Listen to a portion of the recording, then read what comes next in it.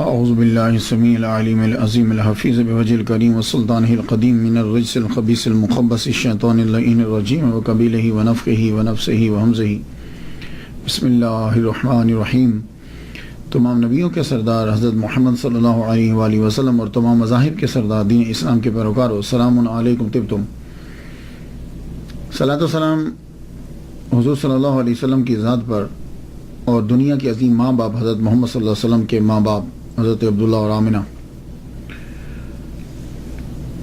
آج کی گفتگو جو ہے وہ 30ویں مرحلے میں داخل ہو گئی، حضرت رحمت من ربی۔ آج کی جو گفتگو ہے یہ حضرت امام نووی شافعی۔ گفتگو شروع کرنے سے پہلے ہم ان کے نام پہ تھوڑا سا تبصرہ کر لیں۔ ابو زکریا آپ کی کنیت، لیکن آپ کا کوئی بیٹا نہیں تھا، آپ نے شادی ہی نہیں کی تھی۔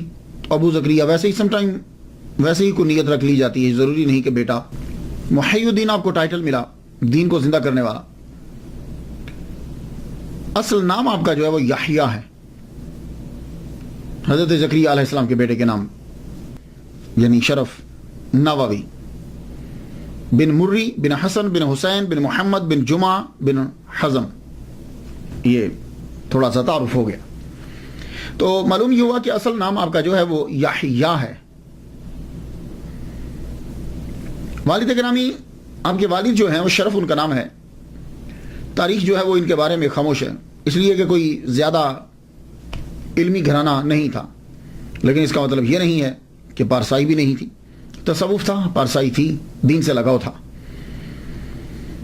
امام ذہبی نے اتنا تحریر کیا ہے کہ آپ بہت پارسا اور نیک تھے، اور واقعی جب ہم ہسٹری پڑھتے ہیں تو ہمیں معلوم پڑتا ہے۔ نووی یہ نام بارہا آپ نے سنا، کوئی بھی ایسا عالم دین نہیں ہے کہ جس نے یہ نام نہ سنا ہو۔ یہ نووی کا مطلب کیا ہے؟ یا تو اس کے اندر نسبتی ہے، یا والی، یا آخر میں جو یا ہے۔ اصل میں آپ نوا علاقہ میں پیدا ہوئے تھے، نوا قصبے کا نام ہے۔ یہ جو نوا ہے یہ سیریا کے، عربی والے اس کو سوریا کہتے ہیں، سیریا کے شام، پرانا نام شام، نیا نام سیریا۔ اس کے دارالحکومت دمشق، جسے دمسکس بھی کہتے ہیں، کہ قریب ایک قصبہ ہے نوا۔ یاقوت الحموی رومی نے لکھا ہے کہ نوا ایک چھوٹا سا قصبہ تھا ہوران کا، اور اس نے لکھا ہے کہ حضرت ایوب علیہ السلام کا روزہ یہی ہے، واللہ عالم بالصواب۔ ویسے میں جب عمان گیا تھا تو سلالہ کے اندر میں ایک قبر پہ گیا ہوں، تو انہوں نے بتایا کہ حضرت ایوب علیہ السلام کی یہ قبر ہے۔ پھر نیچے بھی گیا تو کہنے لگے کہ یہ چشمہ ہے، وہاں سے میں نے پانی پیا۔ خیر، گاڈ نوز میٹر۔ موجودہ دور کے اندر ازرا ایک بڑا ضلع ہے سیریا کا، اور اس کے آگے 6 شہر ہیں: ازرا ناحیہ، جاسم، الحراق، نوا، شیخ مسکین، تسیل، سین کے ساتھ۔ تو یہ 6 بڑے شہروں میں ازرا کے یہ ایک نوا بھی ہے۔ تو آج کل نوا کی آبادی جو ہے یہ 58,000 سے ابو ہے۔ خیر ہے تو آج کل بھی کوئی اتنا زیادہ آباد نہیں ہے، خاص طور پر یہ جو جہاں امام نووی رحمۃ اللہ علیہ کی قبر ہے، وہ ایسے ہی آپ سمجھ لیں جیسے آپ گاؤں میں گئے ہیں، یا باہر گاؤں سے ذرا تھوڑا سا باہر، اس طریقے کا آج بھی ویسے ہی تقریباً 58,000 سے زائد اس شہر کی آبادی ہے، اور یہ شام کا، سیریا کا 28واں بڑا شہر۔ اس شہر میں رہنے اور پیدا ہونے کی وجہ سے یحییٰ بن شرف رحمت اللہ علیہ کو نووی کہا جاتا ہے۔ اب آپ کو سمجھ آ گئی کہ امام نووی، اس کو نووی بھی بول سکتے ہیں، اور اس کا تلفظ پروننسیشن نواوی بھی ہے، یعنی وا کو لمبا بھی کریں گے، نواوی بھی اور نواوی، یہ دونوں جو ہیں وہ پڑھے جا سکتے ہیں۔ محرم الحرم میں آپ کی ولادت ہوئی 631 ہجری میں، وصال آپ کا جو ہے وہ 676 ہجری میں ہے۔ آپ کی جو عمر مبارک ہے ٹوٹل وہ 45 سال 44-45 سال بنتی ہے، بس بہت کم عمر آپ کی، لیکن کام بہت زیادہ آپ نے کیا۔ آئیے چلتے ہیں زندگی ابتدائی دیکھتے ہیں۔ کچھ لوگوں کی آباء و اجداد یا ان کے بارے میں جب لکھا گیا تو تب لکھا گیا جب وہ مشہور ہوئے، تو جب مشہور ہوئے تب 40-50 سال کے ہو چکے ہوتے تھے، یا ان کے بارے میں لکھنے والے بعد میں آئے تو زیادہ تر جو ہے وہ تواریخ کے اندر کچھ نہ ملا۔ دیکھتے ہیں ہم امام نووی رحمۃ اللہ علیہ، آپ کے بھی والد اور خاندان کو اتنا مشہور نہیں ہے، نوا قصبہ کے اندر رہتے ہیں، اور آپ کے والد گرامی شرف کا ایک باغ ہے اور ایک چھوٹی سی دکان ہے۔ باغ، تھوڑی سی زمین اور ایک چھوٹی دکان، یہ آپ کے والد گرامی کا کل اثاثہ ہے۔ وہ کھیت جو ہے، وہ باغ جو ہے، اسی کے اندر گروسری، ویجیٹیبلز، گھر کی جو چیزیں ہیں جو گھر میں استعمال ہوتی ہیں، کھانے کی اور پینے کی، فروٹ اور سبزی، وہ اسی کے اندر اگائی جاتی ہے، اور کچھ تھوڑی سی دکان پہ لا کے رکھ دی جاتی ہے، اور خرچہ جو ہے وہ چلتا رہتا ہے۔ یہ اگا ہوا مال باہر نہیں بیچتے تھے، کم بیچتے تھے، وہیں سے اگا ہوا گھر میں استعمال کیا جاتا ہے۔ کیوں؟ آپ پارسا ہیں، اور صوفی جو ہیں، متقی لوگ جو ہیں، وہ کھانے پہ بڑی دھیان دیتے ہیں۔ تو امام نووی رحمۃ اللہ علیہ کے والد گرامی گھر میں ہی اگاتے، اور وہ گھر میں ہی کھایا جاتا، کہ تاکہ اس کی حلت میں کوئی شک نہ رہے۔ اور جب خوراک حلال ہو تو یہ بات یاد رکھیے گا، تو پھر بچوں پہ اثر ضرور پڑتا ہے۔ تو اللہ تعالیٰ نے آپ کو بیٹا بھی جو عطا فرمایا، پھر محرم الحرام کے اندر اللہ نے آپ کو بیٹا دیا۔ اس بیٹے کا نام جو ہے زکریا علیہ السلام کے بیٹے کے نام پہ یحییٰ رکھا گیا۔ اب یہ بیٹا اپنے ماں باپ کو نماز پڑھتے ہوئے دیکھ رہا ہے، اپنے ابا کے ساتھ دکان میں جاتا ہے، اپنے والد کے ساتھ کھیتوں میں جاتے ہیں، اپنے والد کے ساتھ باغ میں جاتے ہیں، اور ابا کی پارسائی کو دیکھ رہے ہیں۔ اس دور کے اندر عام مسلمان بھی آج کے دور کے بڑے پارسا اور متقی مسلمان کے برابر ہوتا تھا، عام مسلمان بھی، یہ بات یاد رکھیے گا، عام مسلمان۔ آپ کے والد گرامی نے جب بیٹا پڑھنے کے قابل ہوا، آپ کے والد گرامی نے آپ کو داخل کروا دیا مسجد کے اندر۔ مدرسہ جو مکتب تو ہوتے تھے، تب مکتب ہی ہوا کرتے تھے، قرآن ہی سب سے بڑی کتاب ہوتی تھی، اور اسی کو سیکھنا علم ہوتا تھا۔ بیٹے کو داخل کروا دیا، آپ نے قرآن مجید پڑھنا شروع کیا، لیکن آپ کی طبیعت کے اندر بالکل حضرت یحییٰ علیہ السلام کا اثر ہے۔ اگر آپ حضرت یحییٰ علیہ السلام کو دیکھیں نا، وہ بھی تنہائی، اکثر تلاش کرنا پڑتا تھا کہ ہیں کہاں، اور وہ گوشہ میں بیٹھ کر تدبر و تفکر میں لگے رہتے تھے یا روتے رہتے تھے۔ یہی حال امام نووی رحمۃ اللہ علیہ کا، بچپن ہی سے گمسم، شاید کسی چیز کو سوچتے رہتے۔ قرآن مجید آپ پڑھنے لگے تو آپ کو معلوم ہے کہ جب مکتب میں جاتے ہیں تو ظاہر ہے اکیلے تو نہیں جائیں گے، ساتھ اور بھی جاتے ہیں لوگ، اور بچے بھی جاتے ہیں۔ آپ چھپ چھپ کے کیا کرتے کہ جب چھٹی ہو جاتی تو بھی قرآن مجید پڑھتے رہتے، کوئی کتاب ہاتھ لگ جاتی تو کتاب پڑھتے رہتے۔ 10 سال آپ کی عمر ہو گئی، 10 سال قرآن مجید حفظ کرنے پہ ڈال دیا والد گرامی نے، اور جب چھٹی ہوتی تو آپ قرآن مجید جو ہے وہی پڑھتے رہتے۔ ایک مرتبہ کیا ہوا، آپ بیٹھے ہوئے قرآن پڑھ رہے یا کوئی کتاب پڑھ رہے تھے، لڑکوں نے آگے تنگ کیا کہ اٹھو یحییٰ، آؤ ہمارے ساتھ کھیلو۔ آپ نے فرمایا میں نہیں کھیلوں گا، جاؤ مجھے پڑھنے دو۔ پھر بولے آؤ کھیلو ہمارے ساتھ۔ سارے لڑکے مل کر انسسٹ کرنے لگے کہ آج آپ کو ضرور لے کر جائیں گے، آج آپ ضرور کھیلیے گا۔ جب انسسٹ کیا آپ رونے لگ گئے۔ اس بات کو نقل کیا ہے شیخ یاسین ابن یوسف مراکشی نے، کہتے ہیں کہ یہ اس وقت دیکھ رہے تھے، میں دیکھ رہا ہوں کہ لڑکے تنگ کر رہے ہیں اور آپ رو پڑے۔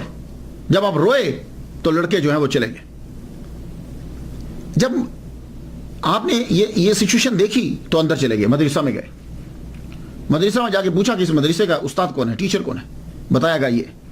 تو آپ نے جا کر ٹیچر سے یہ کہا کہ یہ جو لڑکا بار یحییٰ جسے پکار رہے تھے، میں تمہیں اس لڑکے کے بارے میں بتانا چاہتا ہوں، اس لڑکے کی تعلیم پہ خاص دھیان دو، یہ لڑکا بڑا ہو کر عالم دین بنے گا۔ تو استاد، محلے کے استاد پوچھنے لگے بھائی آپ پامسٹ ہو، یووی ہو، کاہن ہو، کیا ہو؟ کہنے لگے میں کچھ نہیں ہوں، لیکن یہ لڑکا بہت کچھ بنے گا۔ یہ کہہ کر آپ چلے گئے۔ استاد جو ہیں، کچھ لوگوں کی بات ایسی ہوتی ہے کہ جب وہ بات کوئی سنتا ہے تو پھر وہ بات جم جاتی ہے، حالانکہ اس جیسی باتیں پہلے بھی سنی ہوتی۔ استاد نے یحییٰ امام نووی رحمۃ اللہ کے والد گرامی کو بلایا، وہ تشریف لائے، گفتگو چل پڑی. کہنے لگے یحییٰ کے والد گرامی شرف سے کہنے لگے آپ کو ایک بات بتاؤں، آج ایک بزرگ آئے تھے، بڑا نورانی چہرہ تھا ان کا، تمہارے بیٹے کے بارے میں کہہ رہے تھے کہ یہ بڑا ہو کر بڑا عالم دین بنے گا، تو تم خاص توجہ دیا کرو اس بچے کے اوپر. اب جب بات چھڑ گئی تو امام نووی کے والد گرامی شرف کہنے لگے ہاں یار، آپ بھی کہہ رہے ہو، میں بھی اس بچے کے اندر عام بچوں والی طبیعت نہیں دیکھتا. میں آپ کو استاد جی مولوی صاحب ایک بات بتاتا ہوں، یہ 7 سال کا تھا، اب تو اس کی عمر 10 سال ہو گئی ہے، یہ 7 سال کا تھا. تو ماہ رمضان المبارک ہم تراویح پڑھ کر تو ہم سب سو گئے.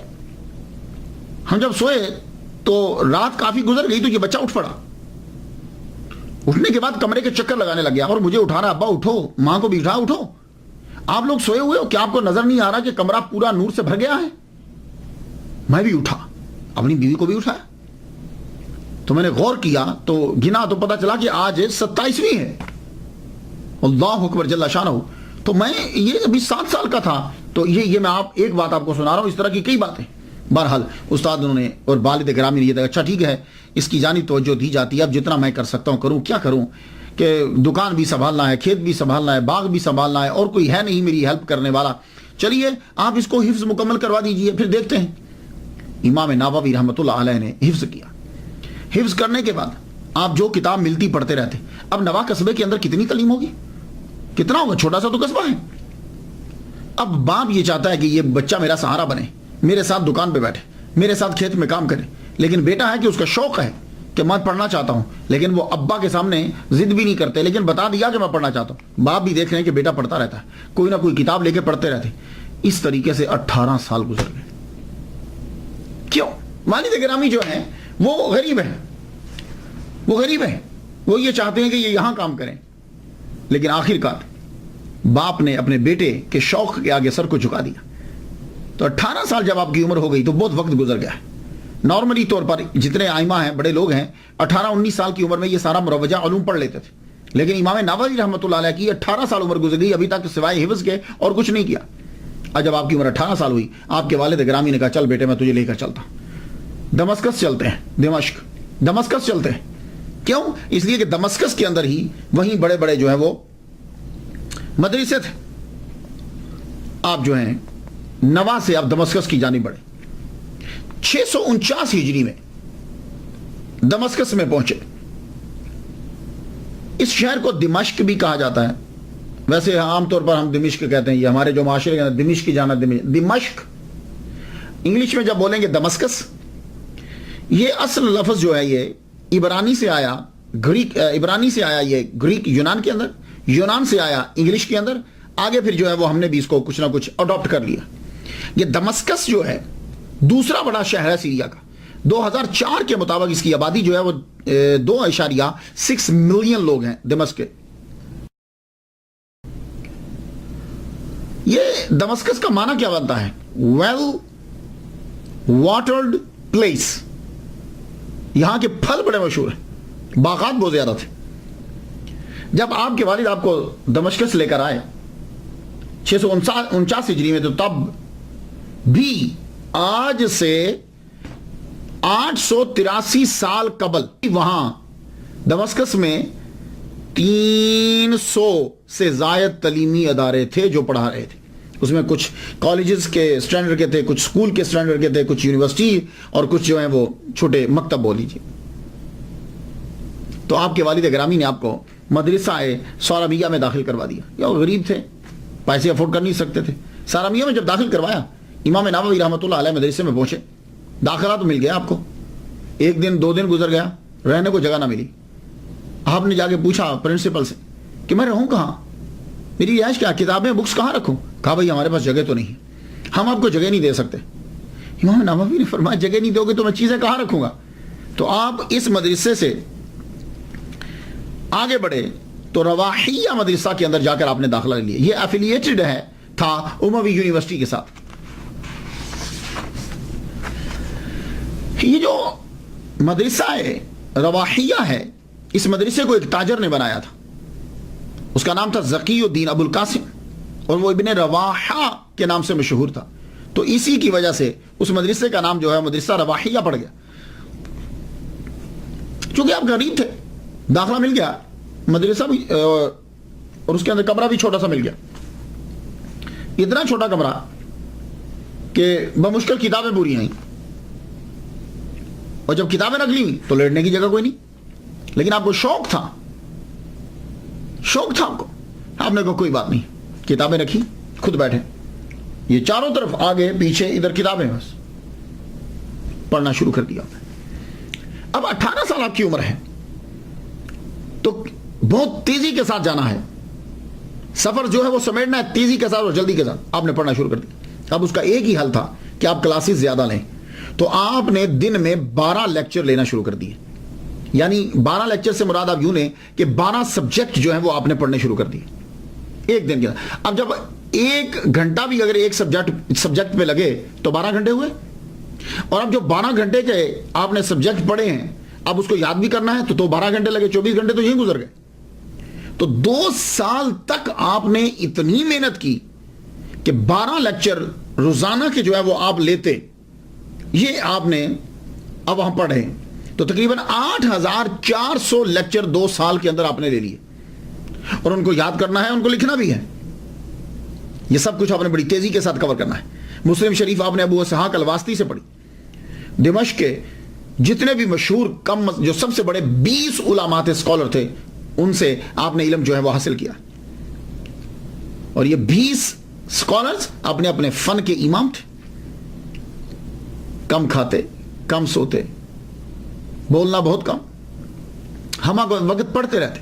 اور اگر کبھی بازار جانا ہو جاتا, آدمی گزرتا ہے کوئی چیز لینے جاتا تو بک ساتھ لے جاتے, تو رستے میں پڑھتے ہوئے چلے جاتے, یا کوئی چیز جو ہے وہ یاد کرتے ہوئے جاتے. واکنگ کے اوپر بھی پڑھتے چلے جانا ہے. 2 سال تک آپ نے پڑھا. حدیث, Islamic jurisprudence, principle of jurisprudence, syntax, ایٹمالوجی, لغت, نحو. 6 سال 6 مہینے کے اندر آپ نے ہر سبجیکٹ میں پی ایچ ڈی کر لی. یہ میں لفظ بول رہا ہوں تاکہ سمجھ میں آ جائے کہ یعنی آپ نے اتنا پڑھا کہ 6 سال 6 ماہ کے اندر آپ نے ہر حدیث کے اندر, ایٹمالوجی کے اندر, سنٹیکس کے اندر, جیورسپروڈنس کے اندر, پرنسپل آف جیورسپروڈنس کے اندر آپ نے ہر سبجیکٹ کے اندر پی ایچ ڈی کر لی. اب پی ایچ ڈی ہوتی کیا ہے بھئی, یہی تو ایک مضمون لکھنا ہوتا ہے نا. تو آپ نے جتنے مضمون پڑھے ہر ایک کے اوپر کتاب لکھی تو پی ایچ ڈی تو ہو گئی. جتنی کتب ہیں اس کے اوپر حواشی لکھتے چلے جاتے. جب آپ علم حاصل کر چکے, آپ نے پڑھ لیا 6 سال 6 ماہ تقریباً, اس کے بعد آپ حج کرنے کے لیے گئے. تو کہتے ہیں کہ حج کرنے کے لیے آپ اپنے ابا کے ساتھ گئے تھے,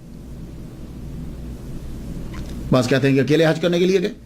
حج کرنے کے لیے آپ گئے, مختصر سی سیر و سیاحت کی, یہ بڑی ضروری ہوتی, مختصر سی سیر و سیاحت بھی کی. اس کے بعد آپ واپس آ گئے, واپس دمشق کے اندر پہنچے. دمشق میں جب آئے تو یہاں آپ کو مدرسہ اشرفیہ کا ہیڈ بنا دیا گیا. وہاں تدریسی آپ کو استاد کے منصب پر فائز کر دیا گیا مدرسہ اشرفیہ کے اندر. یہ مدرسہ اشرفیہ کیا ہے؟ مدرسہ اشرفیہ جو ہے یہ کنگ اشرف موسیٰ بن عادل جو بھتیجا تھا سلطان صلاح الدین ایوبی کا, اس نے یہ بنایا تھا. اس مدرسے کے اندر آپ کو استاد بنا دیا گیا. اب آپ کا دور شروع ہوا تدریس کا, تصانیف کا. آپ نے پہلے 2 سال صرف تنخواہ لی, پہلے 2 سال. وہ بھی کیوں لی؟ اس لیے کہ آپ کو بہت سی کتب خریدنا تھی اور آپ کے پاس اتنے پیسے نہیں تھے. تو آپ نے مدرسہ سے تنخواہ لی اور اسی پیسوں سے فوراً جا کے کتب لے آتے, اور اس دور میں کتب ہوتی بھی بڑی مہنگی تھی. تو آپ نے کتب خریدنے کے لیے صرف پہلے 2 سال پوری زندگی کے اندر تنخواہ لی. اس کے بعد آپ نے تنخواہ جو ہے وہ نہیں لی. آپ پڑھا رہے ہیں, وقت گزرتا ہے, عبادت میں بھی صرف کرتے ہیں, پڑھانے میں بھی صرف کرتے ہیں, لکھنے میں بھی. بہت مختصر زندگی ہے, بڑی تیزی سے کام کرنا ہے, بڑی سادہ زندگی, کم کھاتے. بس ایک امامہ تھا سر پہ پہنتے ہوئے, ایک لمبا سا گاؤن, کپڑے بھی سادہ, خوراک انتہائی سادہ. اور دمشق کا خوراک تو آپ کھاتے ہی نہیں تھے. دمشق کے اندر جو پھل اگتا تھا اور جو گروسری تھی آپ نہیں کھاتے تھے. تو پھر آپ پوچھیں گے کہ کیا کھاتے کیا تھے؟ آپ کے والد گرامی نوا سے اپنے باغ, اپنی کھیت کی چیزیں لے کر آتے, کچھ زیتون لے کر آتے, وہ لے کر آتے تو یہ ان کو سنبھال لیتے, یہ سنبھال لیتے تو پھر اس کو اگلی آمد تک سنبھال کے رکھتے. تو کیا کرتے, زیادہ تر تو روزے سے رہتے تھے, تو صبح ہوتی تو پانی پی کے رکھ لیتے, رات ہوتی تو عشاء کے بعد جو ہے تھوڑا سا کھانا کھا لیتے, وہ کھانا جو اپنے والد گرامی لائے تھے, اور دمشق میں نہیں کھاتے تھے, وہاں کا اگا ہوا فروٹ اور وہ چیزیں وہ نہیں کھایا کرتے تھے. وجہ کیا ہے؟ ان کو شک تھا دمسکس کے خوراک میں, پروڈکشن میں, اس کے پھلوں میں ان کو شک تھا. شک کیوں تھا؟ یہ جو دمشق ہے حضرت عمر کے دور میں یہ فتح ہوا, اور یہ زمین وقف کی تھی. وقف کیا ہوتا ہے؟ وقف یہ ہے کہ یہ چیز غریبوں کی ہے. تو اب کیا ہوگا کہ یہ جب یہ چیز غریبوں کی ہے تو اب اس سے جو بھی پروڈکشن ہوگی وہ غریبوں کو ہی جائے گی. یہ وقف ہے. یہ میں سمپل سی مثال دے رہا ہوں. تو دمشق کی لینڈ جو ہے وہ وقف تھی. جب وہ وقف تھی, اب نہیں معلوم, امام نووی رحمۃ اللہ فرماتے ہیں کہ 600 سال میں دمشق کی زمین اکثر وقف تھی. فقہ میں وقف ہوگا جب تک معلوم ہو جائے. تو آپ یہ پوچھتے تھے, آپ کو یہی رہتا تھا, who put it and for whom it was put. کس کا ہے کوئی ملکیت, کون شامل ہے, مال کدھر سے آ رہا ہے. تو یہ ملکیت کے اندر جو ہے نا وہ شک و شبہ کی وجہ سے آپ پھر خوراک ہی استعمال نہیں کرتے تھے. تو وہاں سے منگوایا کرتے تھے آپ اپنے ابا سے. 91 کلومیٹر کا سفر طے کر کے جو ہے وہ نوا سے وہاں پہنچتے دمشق کے اندر, اور وہاں آ کر وہ خوراک جو ہے وہ دیا کرتے. اب کی خوراک اتنی سادہ ہوتی تھی کہ قاضی القضات چیف جسٹس ایک مرتبہ عید کے دن آ گئے امام نووی رحمۃ اللہ کے پاس. جب آئے تو عید کے دن آدمی موسٹلی کھانا اچھا کھاتا ہے. آپ کے پاس آئے تو دیکھا آپ کچھ کھا رہے ہیں, سوپ سا بنا ہوا ہے, broth means some kind of soup, vegetable اس کے اندر, لیکن گوشت نہیں ہے, میٹ نہیں ہے. تو وہ سوپ سا بنا ہوا ہے, نہ آئل ہے اس کے اندر, نہ کچھ چیز ہے, تو آپ اس کو جو ہے وہ لے رہے بغیر روٹی کے. قاضی القضات جو ہیں شیخ سلیمان ازاری وہ بیٹھے, آپ نے فرمایا آؤ یار کھاؤ. انہوں نے جب دیکھا کہنے لگے بھائی یہ میرے حلق سے نیچے نہیں اترے گا. تو قاضی کے بھائی جو تھے وہ شہر گئے, شہر میں جا کر وہاں سے وہ بھنا ہوا گوشت اور کچھ مٹھائی لے کر آئے. وہ لا کے جب رکھی تو کہنے لگے امام نووی سے آؤ کھائیے. فرمانے لگے یہ میرے حلق سے نہیں اترے گا.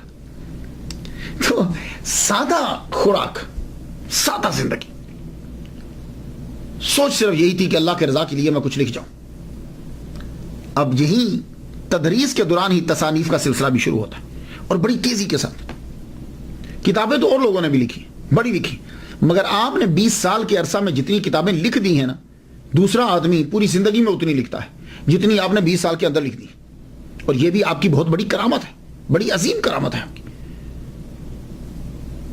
اب آپ ان کی کتابیں جب دیکھیں, المنہاج شرح مسلم شریف, ریاض الصالحین, کہاں نہیں ہوگی یہ کتاب.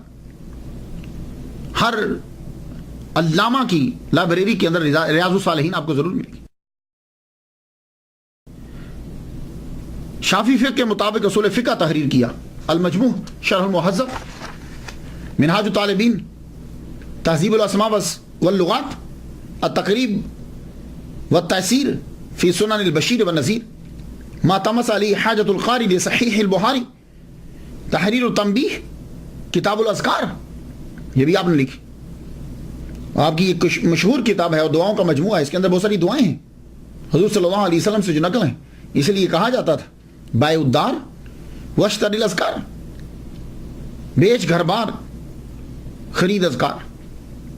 التبیان فی آداب حملۃ القرآن, الآداب الفتوى والمفتی, الترخیص فی القیام, المناسک, شرح ابی داؤد, شرح ترمذی, روضۃ الطالبین, 40 نووی, 40 النوویہ, الاربعون النوویہ من الاحادیث الصحیحۃ النبویہ.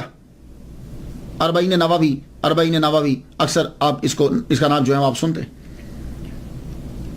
یہ کتاب آپ کی بڑی مشہور ہوئی، اربعون نوویہ، امام نووی کی لکھی ہوئی 40 احادیث مبارکہ.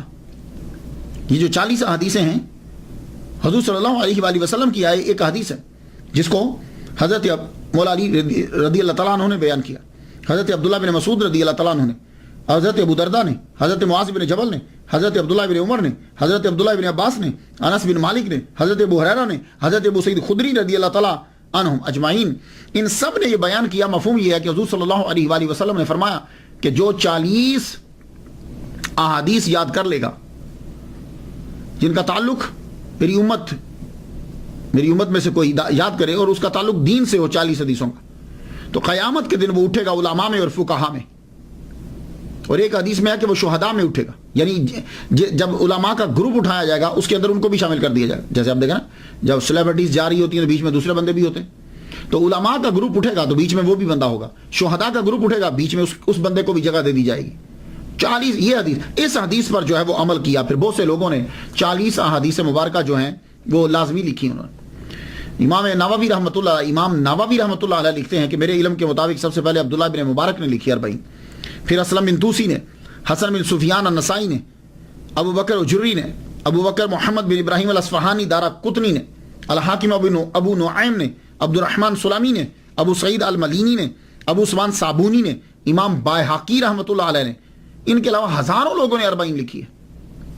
ابھی آپ چلے جائیے دیکھیے کئی لوگوں نے 40 لکھی. میں ابھی دیکھ رہا تھا ڈاکٹر طاہر القادری صاحب کی بھی ایک 40 ہے. 40 بہت سے لوگوں نے لکھی، لیکن جو شہرت امام نووی رحمۃ اللہ علیہ کی 40 کو ملی ہے یہ کسی کو نہیں ملی. یہ اللہ کا کوئی خاص کرم ہے. کسی نے 40 لکھی تو ایک موضوع پہ جہاد پہ لکھ دی، کسی نے مسجد پہ لکھ دی، کسی نے رمضان کی ساری حدیثیں 40 اکٹھی کر دی، کسی نے قرآن کی 40 حدیثیں اکٹھی کر دی، کسی نے علم کے اوپر 40 حدیثیں اکٹھی کر دی.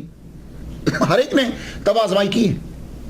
لیکن امام نووی رحمۃ اللہ علیہ نے جب 40 نووی لکھی تو آپ نے پہلے یہ دیکھا کہ بخاری اور مسلم صحیح حدیث جو ہیں وہ اس کے اندر لکھی آپ نے. لیکن حدیث 40 نووی لکھتے ہوئے آپ نے اوپر چین نہیں لکھی. کہتے ہیں کیوں نہیں لکھی؟ اس لیے کہ تاکہ یاد کرنے میں جو ہے وہ آسانی ہو جائے، وہ اسناد کے چکر میں نہ پڑا رہے. لیکن ایک بات میں آپ کو بتاتا جاؤں، اللہ تعالیٰ نے اس کو جو اتنا مقبول کیا ہے، اس بات سے اس سے اندازہ لگا لیجئے کہ یہ دلیل ہے قبولیت کی. یہ مقبولیت جو ہے یہ قبولیت کی دلیل ہے. اس کی 200 سے زیادہ شروحات لکھی جا چکی ہیں اس وقت. 40 نووی کی 200 سے زیادہ شروحات جو ہیں وہ لکھی جا چکی ہیں. اللہ اکبر جل شانہ. یہ رب تعالیٰ کی عطا ہوتی ہے. کتنے لوگوں نے لکھا، لیکن یہ آپ کا اخلاص ہے کہ اللہ تعالیٰ نے اسے اپنی بارگاہ میں جو ہے وہ قبول فرما لی. آپ کی 40 جو ہے اس کی پہلی حدیث انما الاعمال بالنیات ہے.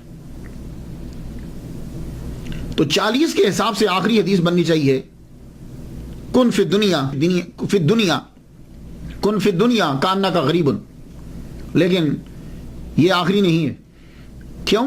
اس لیے کہ نام 40 نووی ہے، لیکن جب میں اس کے اندر احادیث گنتا ہوں تو احادیث جو ہیں وہ اس کے اندر 40 نہیں ہے، 40 نہیں ہے. 40 کا معنی تو 40 ہوتا ہے. حدیث اس کے اندر جو ہیں وہ 42 ہیں. لک، اور آخری حدیث قال اللہ تعالی یا ابن آدم انک ما دعوتنی ورجوتنی غفرت لک علی ما کان منک ولا ابالی یا ابن آدم. آخری حدیث جو ہے وہ یہ بنتی ہے.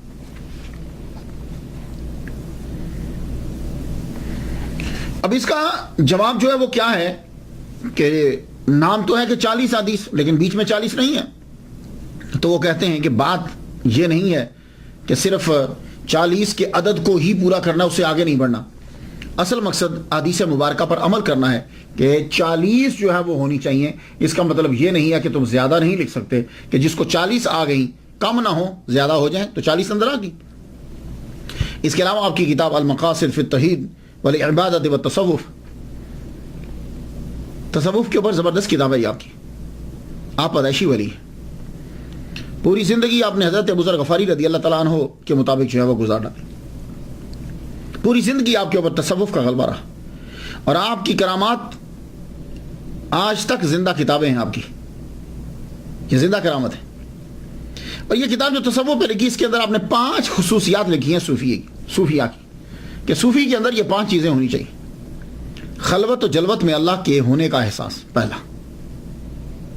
دوسری صفت، قول و فعل میں حضور صلی اللہ علیہ وسلم کی اتباع۔ تیسری صفت، زیادہ مانگنے اور زیادہ ملنے سے بچنا۔ چوتھی، جو رب نے دیا اس پہ قناعت۔ پانچویں، ہر کام میں اللہ کی خوشنودی۔ اور یہ ہے تصوف۔ تو تصوف کا غلبہ آپ کی زندگی میں رہا آخر تک۔ بستان العارفین فی الزہد و تصوف، ایک اور کتاب آپ کی، اس کتاب کے اندر قدیم صوفیاء کے انمول اقوال درج کیے، جن کا تعلق زیادہ تر ہے تزکیہ نفس کے اندر، کہ نفس کو جو ہے وہ پاک کس طریقے سے کرنا ہے۔ امام شافعی رحمۃ اللہ علیہ کا قول نقل کیا، قول ہے کہ صرف مخلص کو پتہ چلتا ہے کہ ریاکاری کیا ہے۔ یہ امام شافعی رحمۃ اللہ علیہ کا قول ہے۔ کیا مطلب؟ تصوف میں یہ ایک اہم موضوع ہے، ریاکاری ایک اہم موضوع۔ اس سے بچنا کیسے؟ ریاکاری سے بچنا مسٹ ہوتا ہے، اس کے لیے ولی صوفی بڑا کام کرتا ہے۔ تو امام نووی نوٹ لکھتے ہیں کہ منافقت کیا ہے اور ریاکاری کیا ہے، یہ صرف وہی جان سکتا ہے جو اللہ کے لیے کام کر رہا، اخلاص کا، بڑے اخلاص کے ساتھ طلبگار ہو، اخلاص کا، انتہائی اخلاص کے ساتھ طلبگار ہو۔ بہت ریاضت، مجاہدہ و مراقبہ کے بعد جا کر معلوم ہوتا ہے کہ منافقت اور ریاکاری کیا ہے۔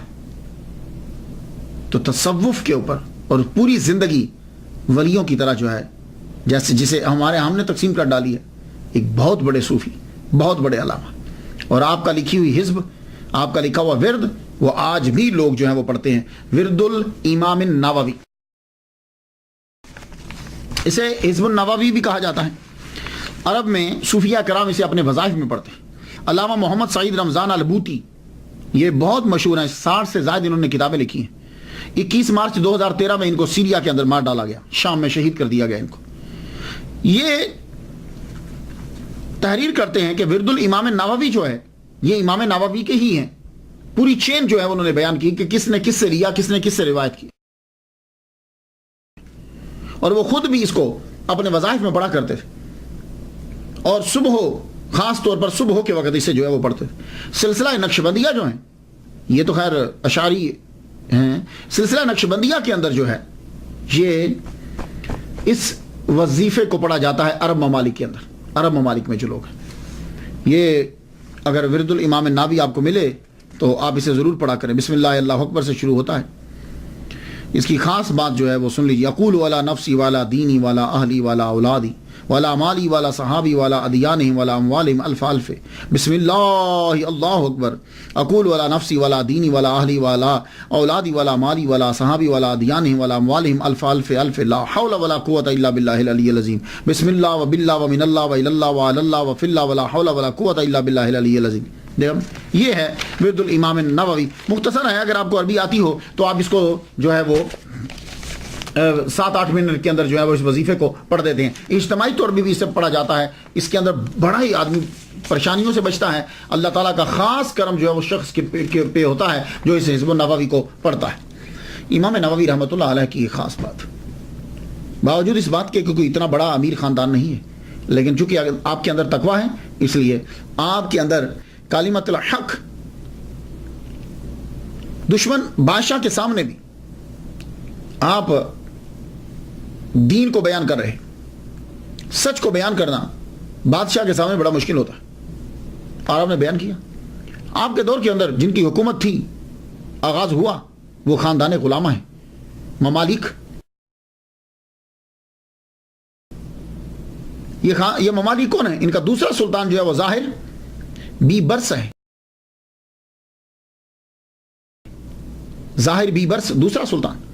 یہ سلطان صلاح الدین ایوبی کے فوج میں سپاہی تھا، اس کو 10 فوجیوں کے اوپر حاکم بنایا گیا، پھر 100 فوجیوں کے اوپر حاکم بنایا گیا، پھر 1000 کے اوپر حاکم بنایا گیا، پھر 10,000 کے اوپر حاکم بنایا گیا، اور جب ایوبیوں کی حکومت ختم ہو گئی تو پھر یہ یہ جتنے ہیں سب ممالک، جتنے یہ سب مل کر اس نے حملہ کیا تتاریوں منگولیوں کے ساتھ، مار بھگایا ان کو فارس تک.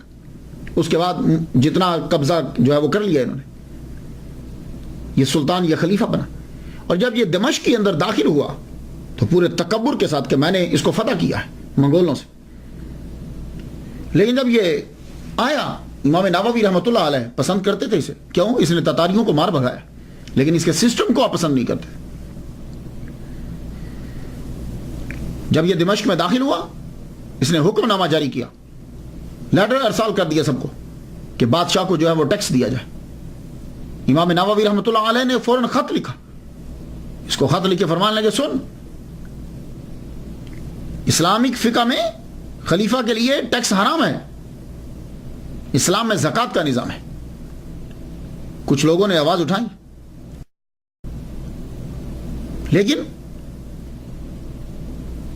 یہ ظاہر بھی برس کے خلاف جو سب سے بڑی آواز تھی وہ حضرت امام نووی رحمۃ اللہ علیہ کی. امام یحییٰ النووی رحمۃ اللہ علیہ آپ نے لکھا، تمہیں خدا کا خوف نہیں ہے اے خلیفہ؟ جیسے تمہیں اللہ تعالیٰ نے کہا ہے ویسے کام کرو، جیسے اللہ چاہتا ہے ویسے کام کرو. تاتار نے مسلمانوں کی زمین جو ہے وہ ظلمن لے لی تھی، گویا کہ وہ چور تھے اور یہ مال مسروقہ ہے. اب تم نے قبضہ واپس لیا تو بتاؤ مال حقدار کو واپس کرنا چاہیے یا خود کھانا چاہیے؟ تم چوری کا مال کھاؤ گے؟ تم میں اور منگولوں میں فرق کیا رہ گیا؟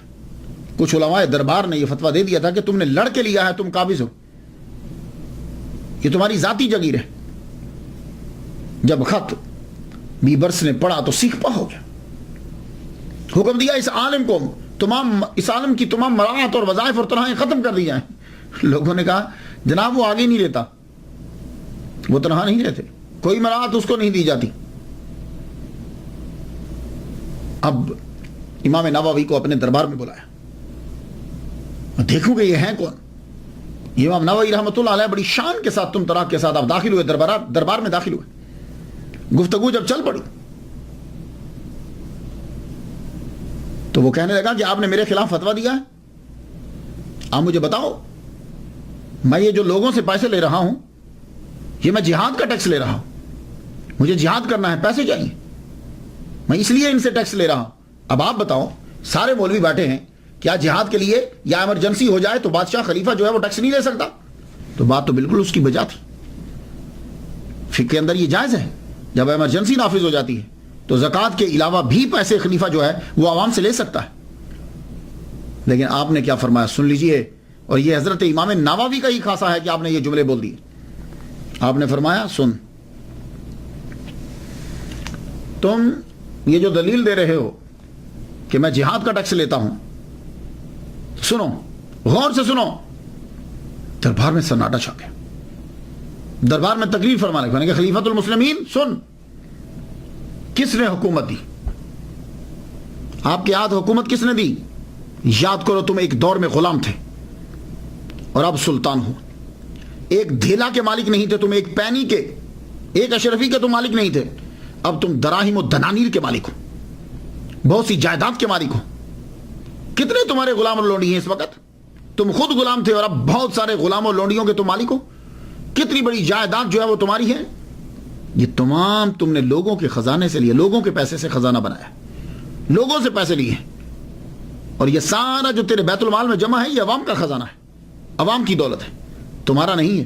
تم اس وقت جہاد کا ٹیکس لگا سکتے ہو جب تیرے پاس کچھ نہ ہو، اور یہ ساری دولت تو واپس بیت المال میں دے دے یا لوگوں میں تقسیم کر دے اور تیرے پاس کچھ بھی نہ ہو، جیسے حضرت عمر بن عبد العزیز رضی اللہ تعالیٰ عنہ نے یہ سارا کا سارا کچھ جو ہے وہ دے دیا تھا. تب جا کے تو جہاد کا ٹیکس لے سکتا ہے. ساروں کا مال اپنے پاس جمع کر کے اور تو خود کو غریب سمجھ رہا ہے. اللہ اکبر جل شان. اس کا ایک رنگ آئے اور ایک رنگ جائے. بڑی دیر تک سر جھکائے رہا. کہنے لگا جاؤ، چلے جاؤ، میرے دربار سے نکل جاؤ اور نوا چلے جاؤ واپس. تم دمشق میں رک ہی نہیں سکتے، تم نوا چلے جاؤ، اپنے قصبے میں، گاؤں میں واپس پلٹ جاؤ. اب وہاں سے گاؤں میں چلے گئے. کچھ عرصے کے بعد بادشاہ نے آپ کو واپس بلا لیا. کہا آپ تدریس کا سلسلہ جو ہے وہ شروع کیجیے. دربار میں بیٹھے ہوئے خاص نے پوچھا امیر نے, حضور واپس کیوں بلایا آپ نے؟ کہنے لگے اس ڈر سے. محمد مصطفیٰ صلی اللہ علیہ وسلم نے فرمایا کہ جس نے میرے ولی سے, اللہ کہتا ہے حضور کی زبان سے, کہ جس نے میرے ولی سے دشمنی کی میں اس سے اعلان جنگ کرتا ہوں. تو مجھے ڈر آ گیا کہ خدا کا قہر مجھ پہ غالب نہ آ جائے. تو کہنے لگا وہ دربار میں سے بھیجا کیوں تھا آپ نے؟ دربار سے کیوں بھیجا تھا؟ اگر اتنا ڈر تھا تو نوا نہ بھیجتے. کیا لگے نہیں,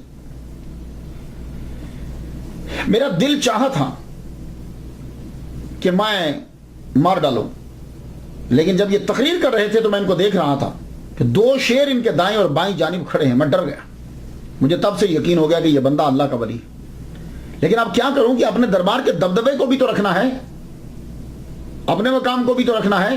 اس لیے میں نے یہ گستاخی کی کہ میں نے ان کو نواب واپس بھیج دیا, اور تھوڑے ہی عرصے کے بعد میں نے اپنا حکم واپس لیا اور ان کو واپس تدریس پہ لگا دیا. یہ ہیں امام نووی رحمۃ اللہ علیہ. علامہ بوطی نے فرمایا ہے کہ اگر امام نووی رحمۃ اللہ علیہ اللہ کے ولی نہیں ہیں تو پھر اللہ نے کوئی بھی دنیا میں اپنا ولی نہیں بنایا.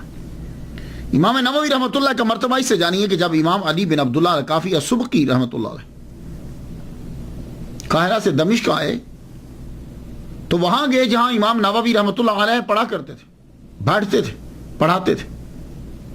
پوچھنے لگے کہ وہ کس جگہ پہ زیادہ بیٹھتے تھے. کہا جی یہ جگہ ہے. تو امام سبکی رحمۃ اللہ علیہ نے اپنے سر کو اس جگہ جھکایا اور وہاں کی مٹی اپنے گالوں پہ ملنے لگ گئے. کیا لگے میں یہ چاہتا ہوں کہ یہ گال اپنے اس جگہ رکھ دوں جہاں یہ عظیم محدث جو ہے وہ اپنے پاؤں رکھا کرتا تھا. اللہ اکبر جل شان. مفتی شافعی اللہ الدین عطار رحمۃ اللہ علیہ بیان کرتے ہیں کہ آپ نے اکیلے زندگی گزار دی, شادی نہیں کی. آخری سال اپنی زندگی کے اپنے شہر نوا میں واپس آ گئے. ماں باپ کو ملنے کے لیے آئے اور وہاں شدید بیمار ہو گئے. جب بیمار ہوئے آپ کو معلوم ہو گیا کہ میں دنیا سے جانے والا ہوں, تو آپ نے وصیت کی کہ سنو میری قبر بنانا یہیں, لیکن میری قبر کو پکا نہ بنانا اور میری قبر کے اوپر گنبد نہ بنانا.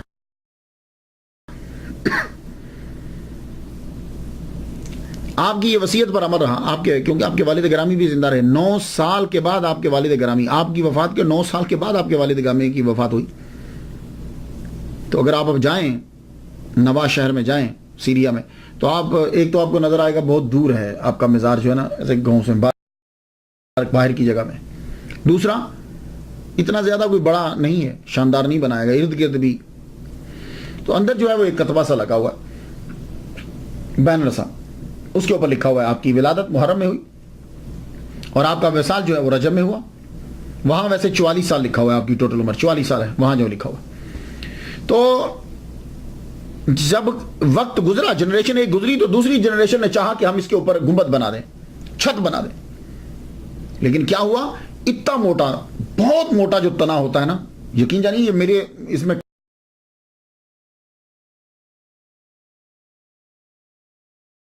کلابے میں یہ بھی نہیں, میرے بازو میں نہیں آئے گا, وہ اس سے بھی بڑا ہے وہ اگر آپ دیکھیں جا کے. تو وہ اتنا بڑا درخت جو ہے وہ آپ کی قبر کے بالکل اوپر اگا ہوا ہے, اور اتنی بلندی پر گیا ہے اس کی شاخیں اور وہ, کہ نہ تو اوپر چھت ڈالی جا سکتی ہے اور نہ ہی اوپر گنبد بنایا جا سکتا ہے. لوگ جو ہیں وہ آج بھی جاتے ہیں اور جا کر جو ہے وہ فیض حاصل کرتے ہیں, دعائیں مانگتے ہیں. میں تو ان کے لیے فاتحہ پڑھ چکا, آپ بھی ان کے لیے فاتحہ پڑھ دیجیے. اللہ تعالیٰ ان کے درجے بلند فرمائے اور ہمیں بھی اسی طریقے سے دین میں محنت کرنے کی توفیق عطا فرمائے. اجازت دیجیے. وآخر دعوانا الحمدللہ رب العالمین.